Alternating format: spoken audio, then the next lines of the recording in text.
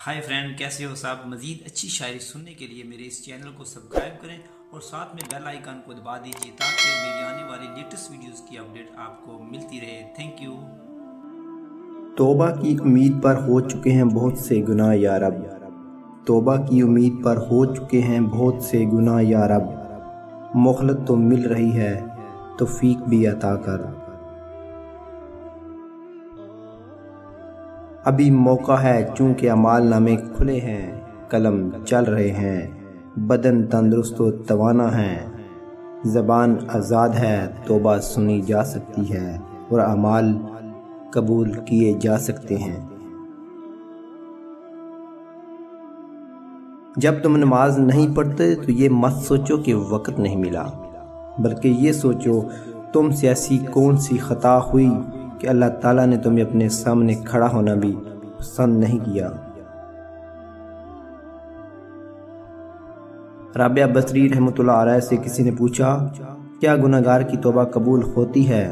फरमाया, इंसान उस वक़्त तक तौबा कर ही नहीं सकता जब तक अल्लाह तौफीक ना दे, और जब तौफीक मिल जाए तो फिर कबूलियत में कोई शक नहीं रहता। तौबा का ख्याल खुशबख्ती की अलामत है, क्योंकि जो अपने गुनाह को गुनाह ना समझे वो बदकिस्मत है। हज़रत अली शेर खुदा रज़ी अल्लाह ताला अन्हो ने फरमाया, मुझे इस शख्स पर तहज्जुब है जो अल्लाह की रहमत से नाउम्मीद हो बैठा है, हालांकि इसके पास इस्तग़फ़ार मौजूद है जिसके ज़रिए वो अपने गुनाहों को माफ़ करवा सकता है।